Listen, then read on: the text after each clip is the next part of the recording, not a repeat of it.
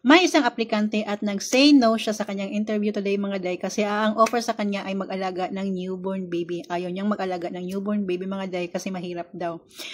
Based on my experience mga day, no, mas madali mag-alaga ng newborn baby dito sa Singapore. Sa aking opinion lang at sa aking karanasan.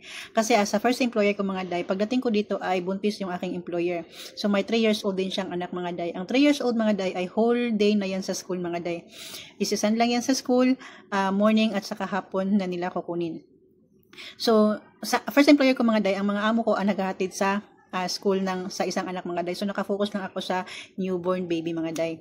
So, dito namang sa second employer ko mga day, pagdating ko dito ay 8-month-old yung alaga ko. Tapos, yung isa kong alaga naman ay 5 years old na mga day. 5 or 3, nakalimutan ko na kung ilang taon na yun. Basta ako yung naghahatid sa school ng isa, tapos sinusundo ko na lang naman paghapon mga day. Tapos dala-dala ko yung aking newborn baby mga day. Stroller lang naman. Tapos malapit lang din naman yung eskwelahan mga day.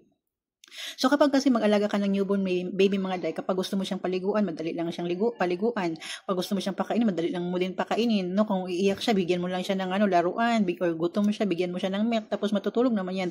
Ang trabaho sa mga bahay mga day, lalong-lalo na kapag maliit lang yung bahay mga day, imikos-mekos lang yung trabaho natin sa bahay mga day. Kasi ang importante is yung bata. Basta makapag-map lang, makapag-vacuum mga day, fights na yun.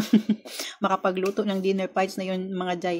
Ang lang talaga is masyadong maarte yung mga parents mga day kung newborn baby, maarte sila yung sa mga laruan, dapat hugasan or punasan yung mga laruan, mga ganun mga day. Tapos kapag kasi mga day, no, kapag yung alagaan mo ay malaki na, like nasa 7 to 10, 9 to 12, kagaya ng mga alaga ko ngayon mga day, 9 years old at saka 12 years old na, malaki na yung mga alaga ko. Grabe na mga day, na sila sa'yo ba, magsigaw-sigaw na siya sa'yo mga day, ang tigas ng ulo, ayaw na nilang makinig sa'yo mga day, gusto mo siyang paliguan mga day, galing school dapat maligo na, ayaw maligo, tapos gusto mo nang pakainin, ang tagal pa matapos kumain mga day, tapos pag maligo na naman sila mga day, no, ang tagal na naman nilang matapos maligo mga day, maglalaro pa yan sila sa toilet mga day, tapos okay lang sana kung maglalaro sila ng tubig sa toilet lang, dadalhin pa yan dito sa living room mga day, tapos magdadala na naman ng mga laruan, mas grabe yung trabaho kapag malaki na yung alagaan mo mga day, ang aalagaan mo mga day, kasi ang mga laruan kung tapon doon, tapon dito, tapos kailangan sundan yung mga kalat nila mga day, mas na-stress ako sa malaki na sila mga day, mas stress ako kaysa nung maliit pa sila, mas hindi ako stress nung maliit pa sila mga day.